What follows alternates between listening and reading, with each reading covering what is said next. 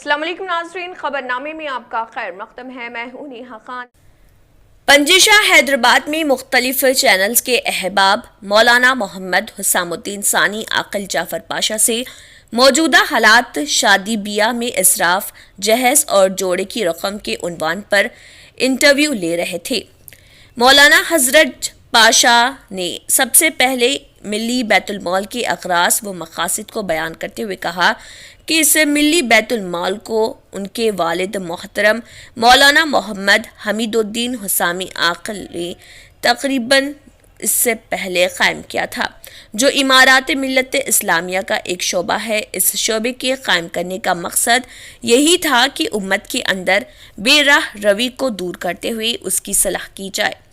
اور پسماندہ و غریب و نادار مسکین جیسے لوگوں کی مالی تعاون کی جائے، اور یہی کام مولانا محمد حسام الدین ثانی عاقل کی زیر سرپرستی میں ان کے چھوٹے فرزند حافظ ڈاکٹر رضی الدین رحمت حسامی برق رفتاری اور تندہی سے یہ کام بحسن خوبی انجام دے رہے، جس کی مثال موجودہ لاک ڈاؤن اور حالیہ آفات سماوی میں موصوف نے اس کام کو فرائض سمجھتے ہوئے غربا و مساکین اور ضرورت مندوں میں ان کی ضروریات کی تکمیل کے سامان کو مہیا کیے۔ مولانا جعفر پاشا نے اس پریس کانفرنس میں کہا کہ اب چونکہ رمضان المبارک کا مہینہ 1-1.5 مہینے کے اندر شروع ہونے والا ہے، میں چاہتا ہوں کہ ہمارے رفقاء اور بحقاں اور اہل ثروت حضرات دل کھول کر اس ملی بیت المال کا تعاون کریں تاکہ رمضان کا 1 مہینے کا پیکج ان غربا و مساکین اور مستحق افراد تک پہنچایا جا سکے۔ مولانا نے یہ بھی کہا ہے کہ 1 مہینے کا پیکج تقریباً 3000 روپے تک کا ہے۔ مولانا جعفر پاشا نے جہیز کے متعلق سوالات کے جوابات بھی دیے اور کہا کہ اسلام میں جہیز کا مانگنا اور جوڑے کی رقم کا لینا سخت گناہ کا باعث ہے، اور اسلام میں اس طرح کا کوئی تصور ہی نہیں ہے، بلکہ مولانا نے سخت الفاظ میں یہ بھی کہا کہ آج ہمارے مسلمان بھائی نکاح خوانی مسجد میں کرتے ہیں اور اس کے بعد گانے بجانے اور بینڈ باجے کے ساتھ شادی خانے کا رخ کرتے ہیں۔ آپ سن لیجئے کہ آپ لوگ حقیقت میں اللہ اور اس کے رسول صلی اللہ علیہ وسلم کے احکام کو پامال کر رہے، گویا کہ آپ لوگ اپنی شادی میں برکت کے بجائے نحوست کا کام کر رہے، جس سے ہر مسلمان کو بچنا چاہیے۔ مولانا نے یہ بھی کہا کہ اس طرح کے شادیوں کا بائیکاٹ کرنا چاہیے جس میں بے جا رسومات انجام دیے جاتے ہیں۔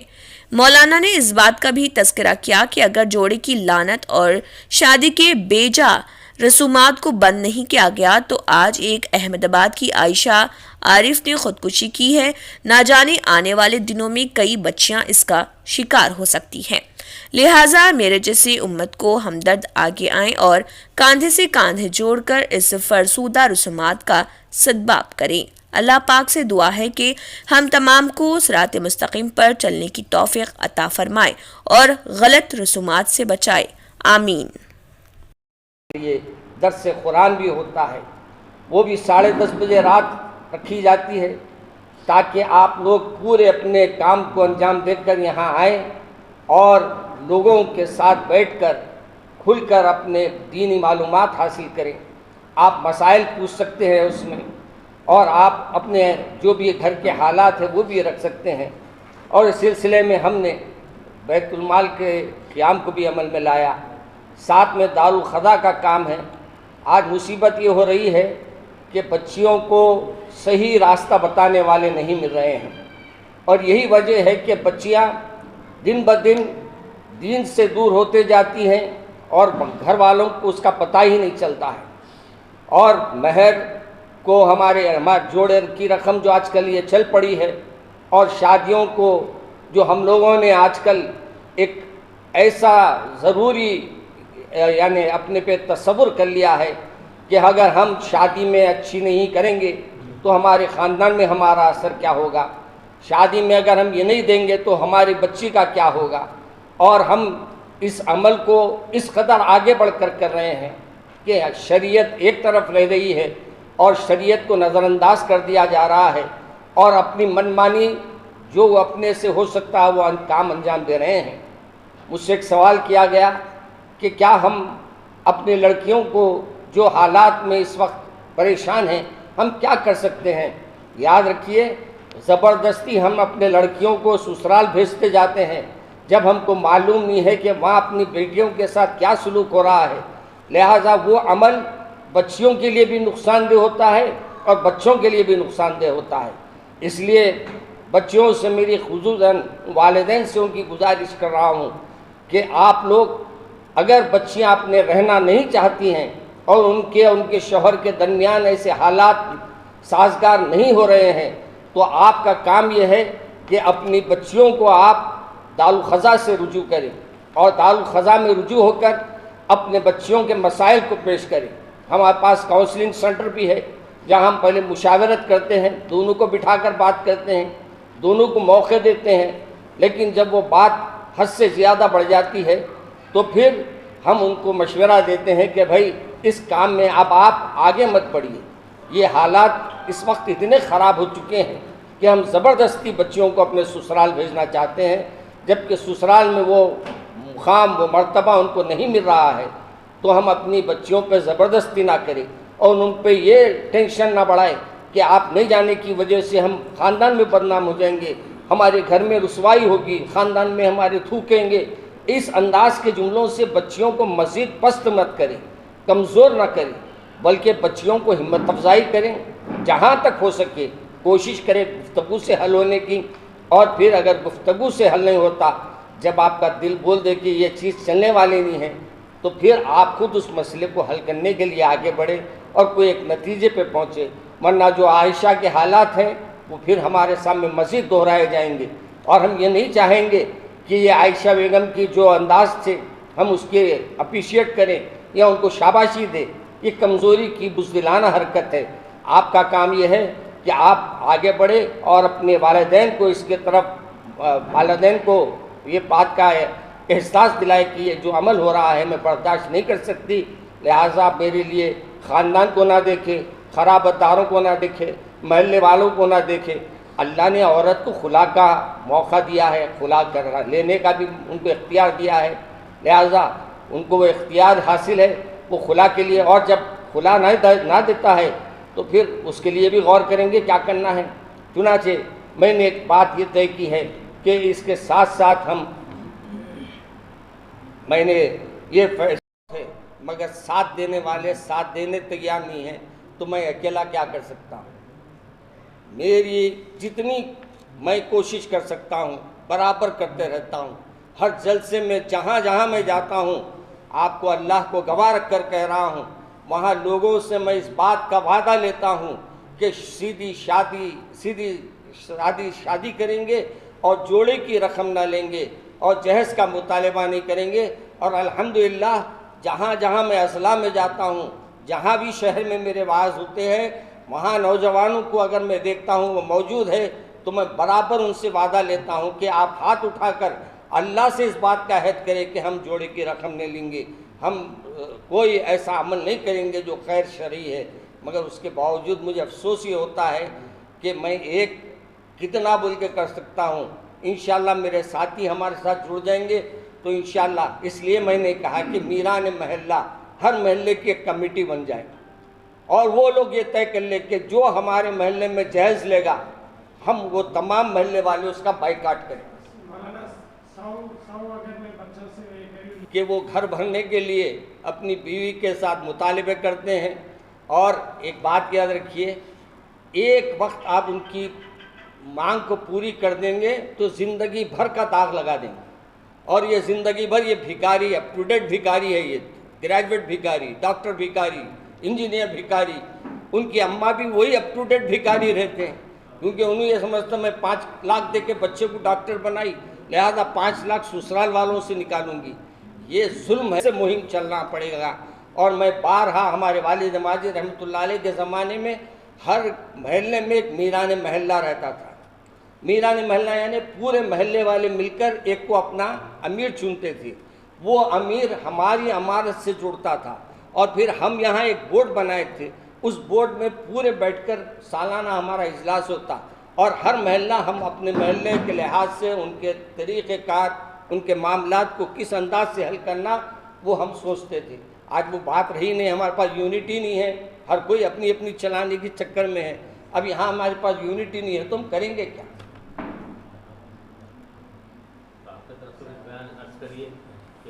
جہاں تک میں نے بارہا کہا ہے, آج بھی کہہ رہا ہوں,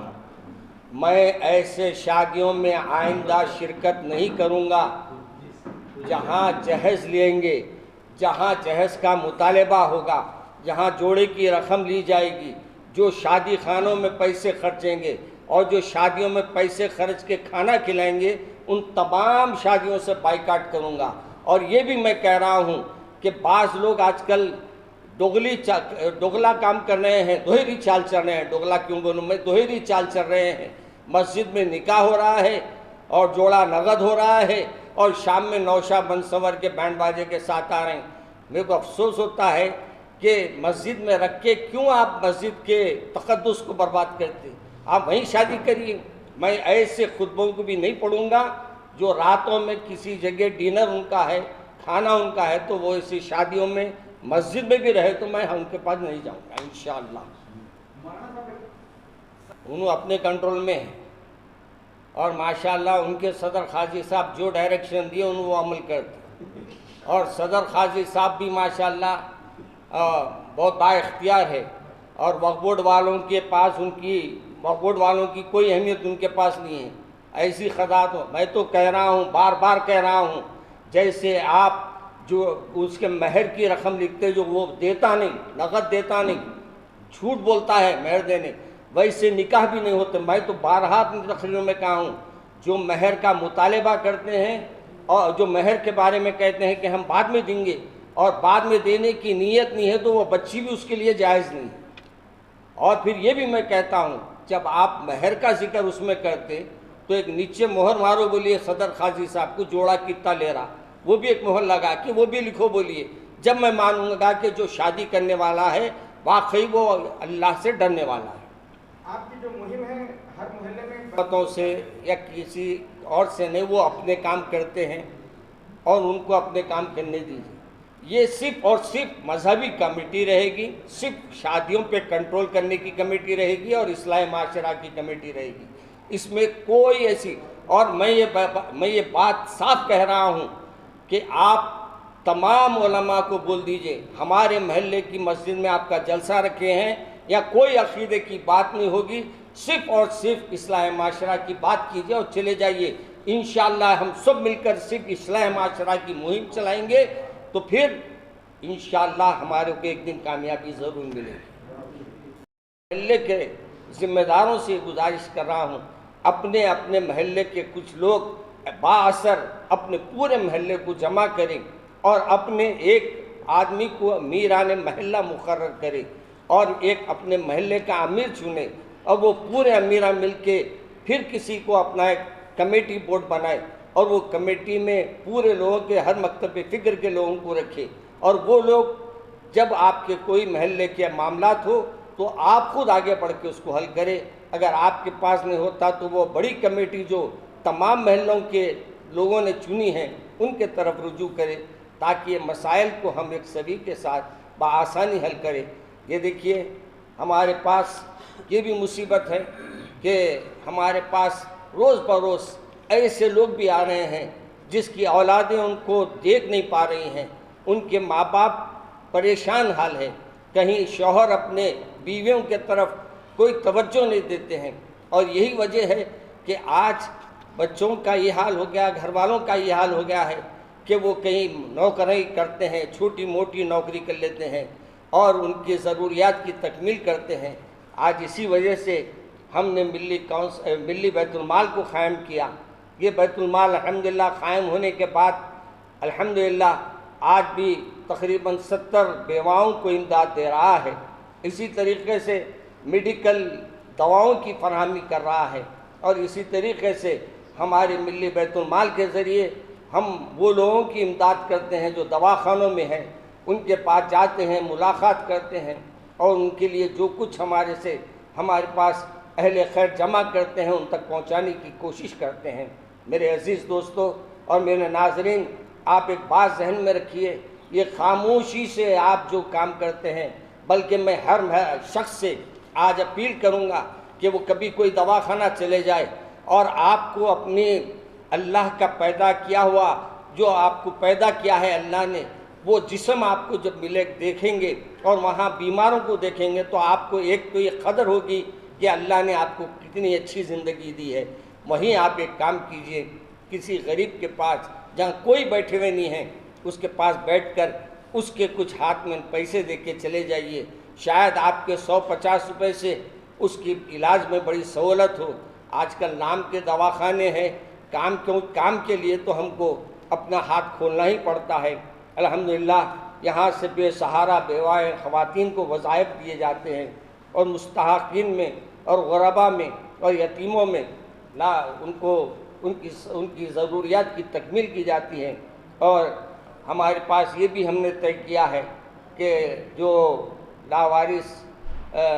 میتی ہوتے ہیں ان کے لیے بھی ہمارے پاس سے ان کی آخری رسومات کے لیے اگر ضرورت ہم کوئی آتا ہے تو ہم اس کی بھی تکمیل کے لیے کوشش کر رہے ہیں۔ اور یہ تمام چیزیں اسی وقت ممکن ہیں جب آپ حضرات کا تعاون ہو، جہاں اخبار والوں کا تعاون ضروری ہے، جہاں پریس کا تعاون ضروری ہے، وہیں عوام کا بھی تعاون ضروری ہے۔ دو طریقے سے ضروری ہے، ایک یہ کہ جو غریب ہے،